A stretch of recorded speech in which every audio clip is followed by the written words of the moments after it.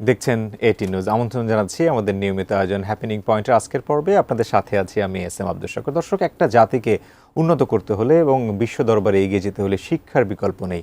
একটা শিক্ষিত জাতি পারে পুরো দেশটাকে পরিবর্তন করতে এবং অর্থনীতির ক্ষেত্রেও সমৃদ্ধ করতে পারে একটা শিক্ষিত জনগণ।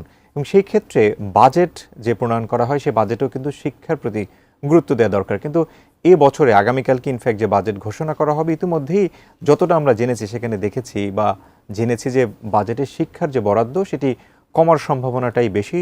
এবং সেক্ষেত্রে শিক্ষার প্রভাব কতটা পড়বে এ নিয়ে আসলে আমরা সাজিয়েছি আমাদের আজকের পর্ব, শিক্ষার বাজেট নিম্নগামী। আর এ কারণে একজন শিক্ষাবিদ কে আমরা স্বাগত জানিয়েছি আজকের আয়োজনে। আমরা আমন্ত্রণ জানাতে চাই অধ্যাপক কর্নেল অবসরপ্রাপ্ত কাজী শরীফউদ্দীন, শিক্ষাবিদ, লেখক এবং কলামিস্ট। আমরা তাকে স্বাগত জানাই। স্বাগত জানাচ্ছি আমাদের আজকের আয়োজনে। ধন্যবাদ। বাজেট প্রত্যেক বছরই হয় এবং 2025-26 অর্থ বছরের বাজেট আগামীকালকেই মাননীয় অর্থ উপদেষ্টা ঘোষণা করবেন এমনটাই আমরা জানি। কিন্তু ইতিমধ্যেই যে উন্নয়ন বাজেটের যতটা আমরা দেখেছি সেখানে দেখেছি বা আভাস পেয়েছি যে এই বাজেট শিক্ষার ক্ষেত্রে বিশেষ করে নিম্নগামী হওয়ার সম্ভাবনাটাই বেশি। একটা জাতিকে এগিয়ে নিতে হলে সুশিক্ষিত জাতি কিংবা আমরা যদি মানসম্মত একটা জাতির কথা চিন্তা করি সেক্ষেত্রে শিক্ষার মান বাড়ানো ছাড়া কিন্তু বিকল্প নেই। সেখানে যদি সেক্ষেত্রে যদি বাজেটে বরাদ্দটাই কমে যায় তাহলে কি হবে আমাদের মতো দেশের? সেখান থেকে শুরু করতে চাই। ধন্যবাদ কর্তৃপক্ষকে, ধন্যবাদ আমার প্রিয় দর্শক শ্রোতাকে। আগামীকাল আমাদের দেশের পরিকল্পনার সর্বোচ্চ প্ল্যান যেটা বাজেট সেটা ঘোষণা করতে যাচ্ছেন। যেমনটি আপনি বলেছিলেন, আমাদের ডক্টর সালেউদ্দিন আহমেদ মাননীয় অর্থ উপদেষ্টা, তো উনি যখন আমাদের এটা ডিক্লেয়ার করতে যাচ্ছেন, অন্য বছরের বাজেট আর এই বছরের বাজেট একটু ভিন্ন। Budget is nothing, this is the detail plan.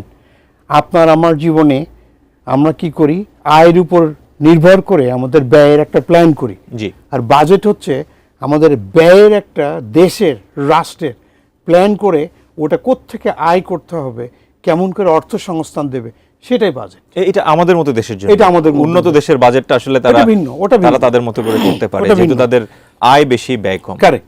এই মুহূর্তে যেমন উচ্চ মুদ্রাস্ফীতি, রিজার্ভ সংকট, ডলারের দাম বৃদ্ধি হয়েছে, দেন রাজস্ব আদায়ের রেকর্ড পরিমাণের ঘাটতি আছে, দেন রিসেন্টলি আমাদের অভ্যুত্থানের পরে যে পরিবর্তন, বিচার সংস্কার, নির্বাচন নিয়ে যে তথ্য উপাত্ত, সত্যি একটা আস্থার সংকট।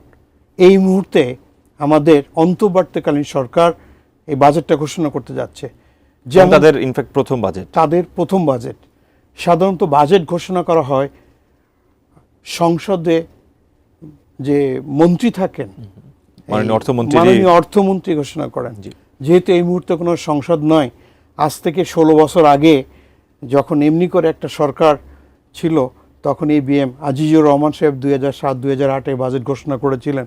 আর 16 বছর পরে ডক্টর সালেউদ্দিন আহমেদ, যেটা সাধারণত জুন মাসের এক বৃহস্পতিবারে ডিক্লেয়ার করা হয়। আর এটা জুন মাসের 2 তারিখে, I mean tomorrow at the evening hour it will be declared day after tomorrow. কারণ এর কদিন পরেই আসলে বৃহস্পতিবার থেকে ইনফ্যাক্ট পবিত্র ঈদুল আজহা শুরু হয়ে যাবে সরকারিভাবে। তারপরে বাজেট নিয়ে আমাদের মাননীয় উপদেষ্টারা আলোচনা করবেন এবং এটা নিয়ে বৈধতা দেবেন, বাট যেটা জুলাইয়ের 1 তারিখ থেকে আসলে ইফেক্টিভ হবে, থেকে কার্যকর হবে। বাট যেমনটি আপনি বলেছিলেন, শিক্ষা খাতে বাজেট, শিক্ষা একটা জাতির মানদণ্ড নির্ণয়ের জন্য ফার্স্ট ইউটেন্সিল টুলস। আমরা বলি তো শিক্ষা জাতির মেরুদণ্ড। শিক্ষা জাতির মেরুদণ্ড। সামাজিক ও অর্থনৈতিক পরিবর্তনের মূল চালিকা শক্তি হচ্ছে শিক্ষা। চীনের একজন বিখ্যাত দার্শনিক নাম হচ্ছে কনফুসিয়াস, উনি বলেছেন, যদি তুমি এক বছরের জন্য পরিকল্পনা করো, ধান রোপণ করো। যদি তুমি 10 বছরের জন্য পরিকল্পনা করো, তাহলে তুমি বৃক্ষরোপণ করো। আর যদি তুমি 100 বছরের পরিকল্পনা করো, শিক্ষাক্ষেত্রে ব্যয় বাড়াও, জাতিকে শিক্ষিত করো। তা আজকে আমাদের জাতিকে শিক্ষিত করার জন্য যতটুকু ব্যয় বাড়ানোর দরকার, বারবার চিৎকার করার পরও এই স্বাধীন বাংলাদেশে স্বাধীনতার পর থেকে এর কখনো উন্নতি হচ্ছে না। কিন্তু আমরা সাম্প্রতিক সময় অনেকের সাথে কথা বলেছিলাম এই বিষয়টা নিয়ে, আমরা বেশ গুরুত্ব সহকারে ডিসকাশন করছি। ইনফ্যাক্ট এটিএন নিউজেও আমরা একাধিকবার কথা বলেছি। সেক্ষেত্রে কেউ কেউ বলছেন যে বরাদ্দগুলো এর আগে হয়েছে, সে পুরো বরাদ্দ ব্যবহার করা যায়নি, অ্যাট দ্য সেম টাইম যদি সেখানে করাপশনটা কমানো যায়, তবে যে বরাদ্দগুলো কমেও আসবে সেটা দিয়েও আগের চেয়ে বেশিভাবে উপকার পাওয়া যাবে। এটা আপনি একমত বাট কিনা? ইন্টারন্যাশনাল রুলস অনুসারে সাধারণত বাজেট জিডিপির 6% এবং একটা উন্নয়ন বাজেটের 20% হয়। বাট আমাদের দেশে, এই স্বাধীন বাংলাদেশে এই পর্যন্ত 2016 অ্যান্ড 17-এ সর্বোচ্চ ছিল 2.47%, আর এই পর্যন্ত টোটাল 2 পয়েন্টের নিচে সাধারণত দেওয়া হয়। এখানে আমাদের যোগ্যতম ব্যক্তির কাছে শিক্ষা সেক্টরটা যদি উপস্থাপন করে তারপর যদি আমরা বাজেট দেই, যেমনটি আপনি বলেছিলেন, বাজেট দিলে অর্থ অনেক আবার ফেরত পাঠিয়ে দেয়। আবার আমাদের প্রতিনিয়ত আমি দেখেছি, আমি একটা ইউনিভার্সিটি ডিরেক্টর হিসেবে কাছ থেকে দেখেছি যে বছরের এই মার্চ থেকে জুন মাস পর্যন্ত খরচ করার জন্য সব উদ্গ্রীব হয়ে থাকে, কারণ বাজেট ফেরত চলে যাবে, বাজেট ফেরত যেতে পারে। প্রথম 9 মাসে ব্যবহার না হলেও পরের 3 মাসে করার চেষ্টা করে। সুদূর প্রসারী পরিকল্পনার অভাব আছে, সুদূর প্রসারী পরিকল্পনার অভাব আছে। এই দৃষ্টিকোণ থেকে আমাদের এই শিক্ষা বরাদ্দ 22 বছরের মধ্যে দক্ষিণ এশিয়ায় আমাদের বাংলাদেশ অলমোস্ট সর্বনিম্ন, মানে শেষের দিক থেকে দশম। বিশ্বব্যাংকের তথ্য অনুসারে টোটাল 179টা দেশের ভিতর লাস্টে আপনি যেমনটা বলেছিলেন শেষের দিক দিয়ে দশম। এবং সেই দশমের মধ্যে কারা কারা আছে সেই নামগুলো যদি আমরা আলোচনা করি তবে সেটা আমাদের জন্য খুব বেশি স্বস্তির হবে না। আমরা একটা বিরতিতে যেতে হবে আসলে, আমরা সেই বিরতি থেকে ফিরে এসে এই বিষয়টা নিয়ে একটু বড় পরিসরে আলোচনার চেষ্টা করব। দর্শক, আপনারা আছেন ইটি নিউজে, দেখছেন হ্যাপেনিং পয়েন্ট। আমরা ছোট একটা বিরতি নিয়ে ফিরছি খানিক বাদে, সঙ্গেই থাকুন।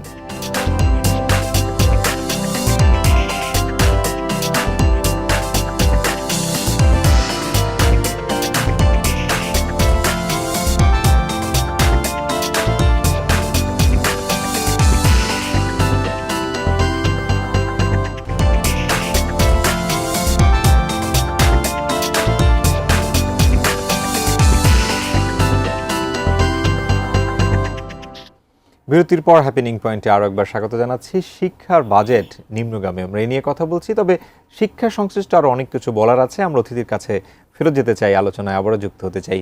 আমরা বিরতিতে যাওয়ার আগে আমরা আমাদের অবস্থান নিয়ে কথা বলছিলাম যে দক্ষিণ এশিয়া আমরা কি অবস্থায় আছি, কিন্তু আমি একটা ভিন্ন প্রসঙ্গের অবতারণা করতে চাই। আমরা খুব একটা জনবহুল দেশ, আমাদের 18 কোটিরও বেশি মানুষ আছে, কিন্তু আমরা যখন দেখি যে শিক্ষিত বেকারের সংখ্যা অনেক, তখন মাঝে মধ্যে প্রশ্ন জাগে যেভাবে আমরা শিক্ষিত করছি মানুষদেরকে, সেই প্রসেসটা ঠিক আছে কিনা।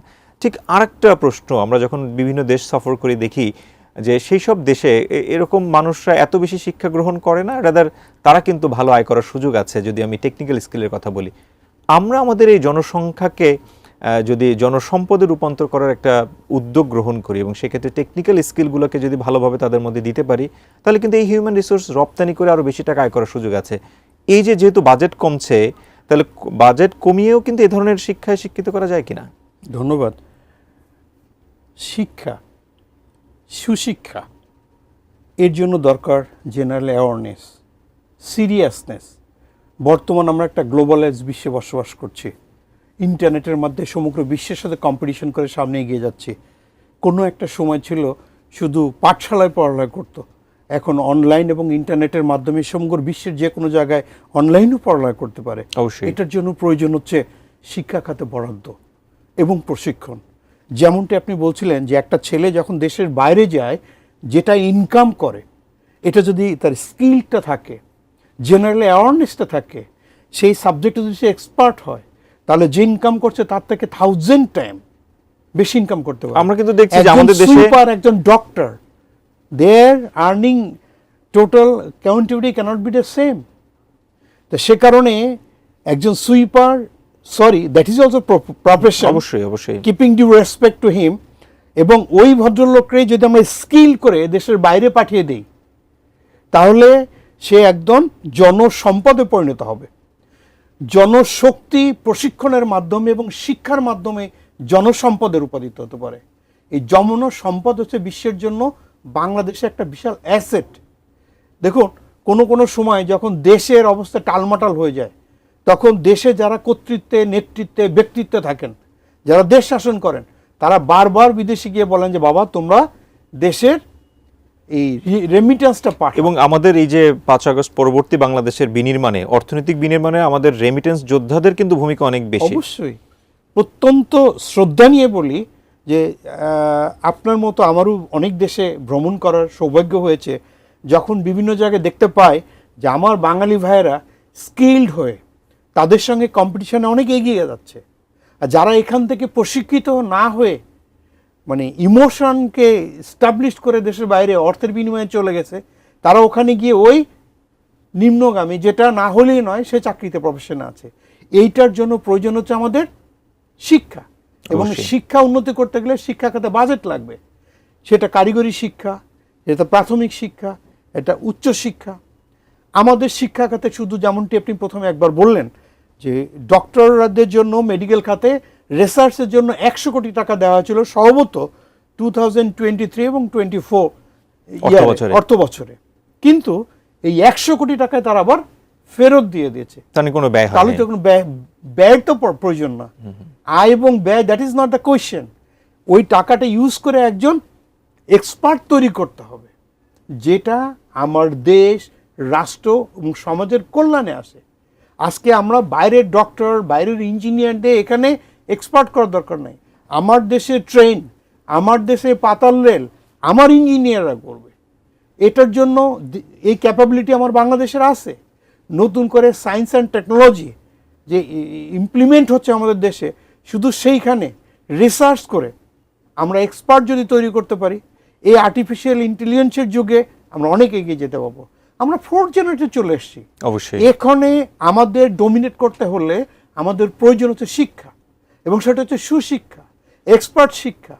যদি আমরা শিক্ষার দিক দিয়ে পিছিয়ে থাকি, তাহলে আমাদের সত্যি গলা টিপে মারা ছাড়া এডুকেশন সেক্টরে আর কোনো উপায় নেই। আমরা অনুষ্ঠানের শেষের দিকে আছি। আমরা বুঝে গেছি যে বাজেটটা আসলে কমছে শিক্ষার দিকে, কিন্তু সেই বাজেটকেও কাজে লাগিয়ে কিভাবে আমরা আগামী 1 বছরে আমাদের উন্নয়ন করতে পারি? দেখুন, আমাদের শিক্ষা সেক্টরকে পলিটিলাইজ করা, পলিটিশিয়ানরা তাদের গ্রাফসে নিয়ে এসছে, এটাকে পুরা উন্মুক্ত করে দিতে হবে। কারণ একজন বিশ্ববিদ্যালয়ের শিক্ষক নির্বাচনের জন্য কোন মতাদর্শের, it cannot be the selection point. মেধা যার বেশি তাকে ওখানে যোগ্যতম হিসেবে দিতে হবে। দেখুন, রিসেন্টলি যে দুর্ঘটনাটা ঘটছে, সেনাবাহিনীর ক্যান্টনমেন্টে ইউনিভার্সিটির ভাইস চ্যান্সেলর গিয়ে পালাচ্ছিল। তারা দেশের বুদ্ধিজীবী, তাদের তো পালানোর দরকার ছিল না। What for they are there? Because they are selected by politician. তো প্রকৃত যোগ্য লোকরে যোগ্য জায়গাতে নিয়ে গেলে, যোগ্য জায়গাতে যদি পুট করা হয়, তাহলে সেক্ষেত্রে অনেক তাহলে সময় কম বাজেট দিয়েও কিন্তু মনে হয় কাঙ্ক্ষিত বেনিফিট পাওয়ার সুযোগ আছে। আমরা আজকের মতো বিদায় নিতে হচ্ছে, সময় বলছে আজকে থামতে হবে। নিশ্চয়ই আলোচনা যেহেতু আমরা করছি, আলোচনা চলবে, আগামীতে দেখা হবে আবারও। আমাদেরকে সময় দেওয়ার জন্য ধন্যবাদ। শিক্ষার কোনো বিকল্প নাই। কোনো জাতিকে মাথা উঁচু করে দাঁড়িয়ে থাকতে হলে সুশিক্ষিত হতে হবে। ওকে দর্শক, শিক্ষার বিকল্প নেই, আমরাও স্বীকার করছি, এবং নিঃসন্দেহে শিক্ষাকে করে এগিয়ে নিয়ে যাব আগামীর পথে। আগামী দিনে নতুন কোনো বিষয়ে আবারও আমরা আলোচনা করবো। সে পর্যন্ত ভালো থাকার প্রত্যাশা, নিজে ভালো থাকুন, ভালো রাখুন আপনার চারপাশ, ভালোবাসুন দেশকে। আল্লাহ হাফেজ।